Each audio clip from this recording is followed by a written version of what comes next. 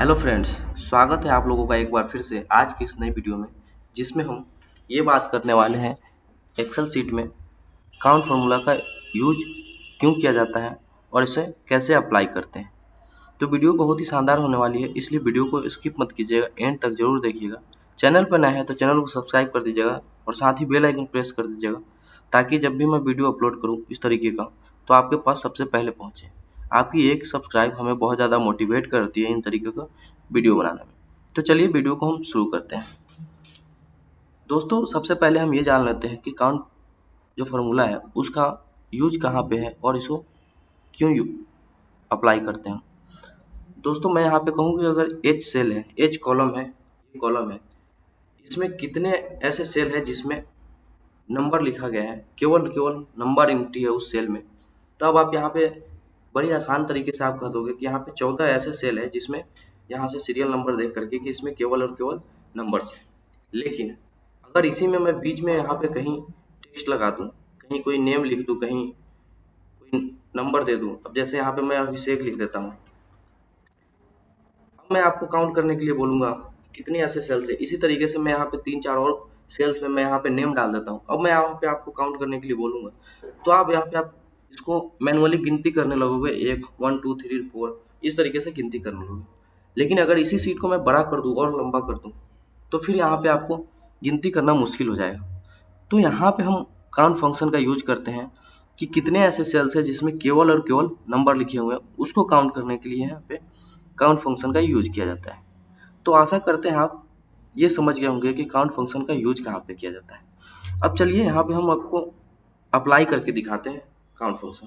मैं यहाँ control Z किया, यहाँ पे आपको लगाना है इक्वल टू काउंट, पहला जो ऑप्शन है काउंट उस पर क्लिक करना है। क्लिक करने के बाद आपको जो जहाँ से भी जहाँ तक सेल रेंज देना है, आपको जहाँ से जहाँ तक आपको कैलकुलेट करना है वो सेल रेंज देना है और सिंपली आपको एंटर प्रेस करना है। यहाँ पे आप देख पा रहे होंगे 14 ऐसे सेल्स है जिसमें केवल और केवल नंबर लिखे हुए हैं। याद रखिएगा दोस्तों, ये केवल और केवल आपको नंबर वाले सेल ही काउंट करके देगा, जिस ऐसे सेल्स जिसमें केवल और केवल नंबर लिखा हुआ। ठीक है, अब यहाँ पे आप देख पा रहे होंगे ये मैच हो जा रहा है, जैसे सीरियल नंबर से भी 14 आ रहा है, यहाँ भी 14 आ रहा है। अब जैसे मैंने आपको बताया था कि अब यहाँ पे मैं यहाँ पे नेम डाल दूँ, अगर मैं यहाँ पे नेम डाल दूँ बीच में कहीं पे, तो ये देख पा रहे होंगे आप यहाँ पे 13 हो गया। सिंपली मैं एक और सेल में डाल देता हूँ, यहाँ पे 12 हो जा रहा है। तो इससे ये पता चल रहा है कि ये फार्मूला केवल और केवल आपको वैसे सेल काउंट करेगा जिसमें कुछ ना कुछ नंबर केवल लिखा हुआ है, उसमें टेक्स्ट नहीं होना चाहिए। मैं इसको कंट्रोल जेड कर दिया। अब मेरा सवाल ये है दोस्तों, जो हमने मिक्स डाटा बनाया जिसमें टेक्स्ट भी है और नंबर भी है, तो क्या ये काउंट फार्मूला यहाँ पे काउंट कर पाएगा इस सेल को कि कितनी ऐसे सेल्स है जिसमें नंबर है, क्योंकि यहाँ पे हमने नंबर भी लिखा है और टेक्स्ट भी लिखा है। तो कमेंट में आप जरूर कीजिएगा कि क्या ये काउंट कर पाएगा या नहीं कर पाएगा। चलिए मैं यहाँ पे ट्राई करके देख लेता हूँ। इक्वल टू काउंट लगाया मैंने, यहाँ पे काउंट लगाने के बाद मैंने यहाँ पे सिंपली सेल को सिलेक्ट कर लिया है, एंटर प्रेस कर दिया। अब आप देखोगे यहाँ पे रिजल्ट 1 आ रहा है। अब आप कहोगे रिजल्ट 1 क्यों आ रहा है, तो दोस्तों मैंने पहले ही आपको बता दिया कि वैसे सेल्स काउंट करेगा जिसमें केवल और केवल नंबर होगा। अब आप अगर यहाँ पे ध्यान से देखोगे तो सारे टेक्स्ट में, सारे सेल्स में टेक्स्ट भी है और नंबर भी है, लेकिन एक सेल यहाँ पे हमने ऐसा रखा है जिसमें केवल और केवल नंबर है।